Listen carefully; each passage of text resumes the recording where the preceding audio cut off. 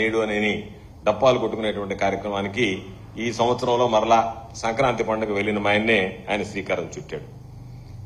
ఈరోజు ఆయనకున్నటువంటి ఒకే ఒక నమ్మకం ఏంటంటే ఏమి చేసినా ఏమి చేయకపోయినా పర్వాలేదు, చేసిన దాన్ని చేయని దాన్ని కలిపి ఏదో బ్రహ్మాండంగా చేశామని చెప్పుకొని బాగా ఊదుకొని ఏదో తన సొంత మీడియాలో దానికి సంబంధించినటువంటిది విస్తృతంగా ప్రచారం చేసుకుంటే సరిపోతుంది అని చెప్పింది.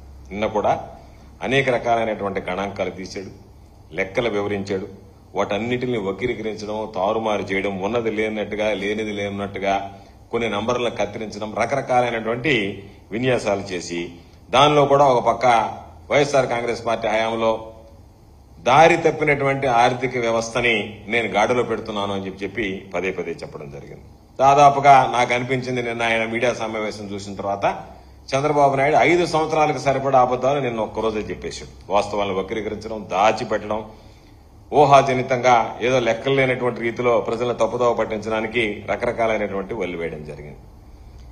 వాటికి సంబంధించి ప్రధానంగా ఏంటి అంటే చంద్రబాబు నాయుడు గారు నిన్న 2024-2025 ఆర్థిక సంవత్సరానికి సంబంధించి జీఎస్డీపీ వృద్ధికి సంబంధించి అడ్వాన్స్ ఎస్టిమేట్స్ గణాంకాలని చంద్రబాబు నాయుడు గారే స్వయంగా వివరించాడు. ఆయన దాంట్లో పూర్తిగా తన మార్కు తెలివితేటలు ఏమేమి ఉన్నాయో అన్ని ప్రయోగించాడు. జగన్మోహన్ రెడ్డి గారి హయాంలో కోవిడ్ సంక్షోభాన్ని గురించి కానీ, రాష్ట్రంలో జరిగినటువంటి వృద్ధి రేటు కానీ, ఈ వృద్ధి రేటు దేశ వృద్ధి రేటులో ఏ విధంగా భాగస్వామ్యమైందనేటువంటి విధానాన్ని చెప్పడంలో కానీ ఆయనకు మనసు రాలేదా, లేకపోతే ఉద్దేశపూర్వకంగానే దానిని నేను బాగా చేశాను జగన్మోహన్ రెడ్డి గారి కన్నా అని అనిపించుకోవాలి, నాకన్నా జగన్మోహన్ రెడ్డి గారు బాగా చేశాడని ఉంది కాబట్టి దానిని ఏదో ఒక విధంగా మాయమాటలతో మభ్యపెట్టి దానికి మసిపూసి మారేడికాయ చేసి ప్రజలను మోసం చేయాలి దీంట్లో కూడా అని చెప్పి నిన్న దాకా మాటల గారడిలో ఉన్నటువంటి చంద్రబాబు అంకెల గారడికి కూడా నిన్న శ్రీకారం చుట్టడం జరిగింది. వాటన్నిటినీ కూడా చంద్రబాబు నాయుడు గారు ఏం చెప్పాడు, వాస్తవాలు ఏమిటనేటువంటిది ప్రజలకు తెలియజెప్పాల్సినటువంటి అవసరం ఉంది. కాబట్టి సాధారణంగా రివైజ్డ్ ఎస్టిమేట్స్, బడ్జెట్ ఎస్టిమేట్స్ కావచ్చు, లేదా రకరకాలైనటువంటి అంచనాలు కావచ్చు, వాటిని రివైజ్డ్ అంచనాలు ఇవ్వడం అనేటువంటిది ఆనవాయితీ, కేంద్ర ప్రభుత్వాలు కానీ రాష్ట్ర ప్రభుత్వాలు కానీ.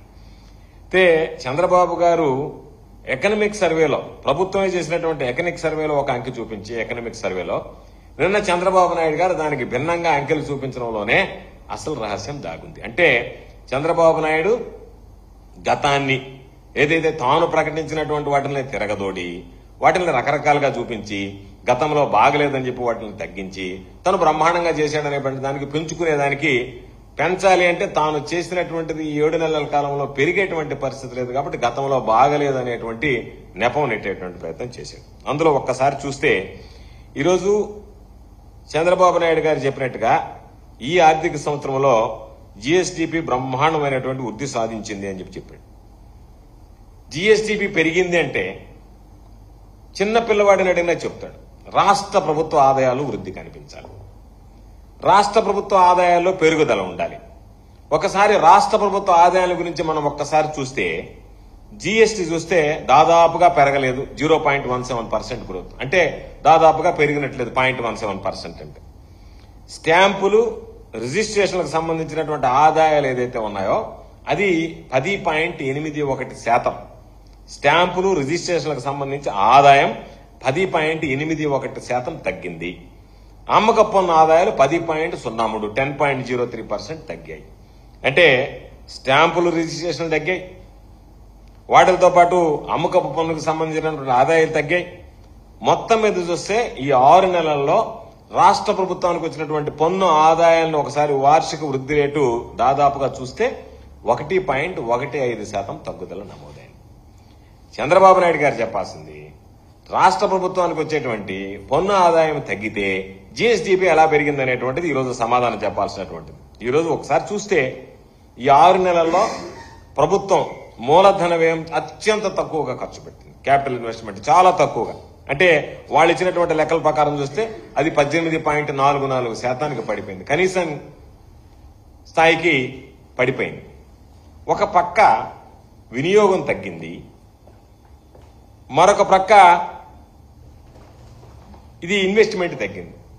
పెట్టుబడి తగ్గి వినియోగం తగ్గి జీఎస్డీపీ ఎలా పెరిగింది అనేటువంటిది చంద్రబాబు నాయుడు చెప్పాల్సింది. అంటే బహుశా మీడియా చూసేటువంటి వాళ్ళకి కొంతమందికి కన్ఫ్యూజన్ ఉంటుందేమో. సింపుల్ గా చెప్తాను. ఒక రైతు పంట పండిస్తుంది, ఎందుకంటే వ్యవసాయానికి సంబంధించి గణనీయంగా 18.44% దాదాపుగా పెరిగినట్టుగా రకరకాలుగా చూపించాడు. రైతులకు సంబంధించినటువంటి ఒక్క దాంట్లోనే చాలా గణనీయంగా పెరిగింది అని చెప్పి ఆయన దాంట్లో చూపించడం జరిగింది. రేటు దానికి సంబంధించి రైతులకు సంబంధించి వ్యవసాయంలో పెరిగింది అని చెప్పి ఈరోజు ఆయన చెప్పినటువంటి దాంట్లో ప్రధానంగా చెప్పడం జరిగింది. 15.86% వృద్ధి అయింది అని చెప్పాడు వ్యవసాయానికి సంబంధించి. ఒక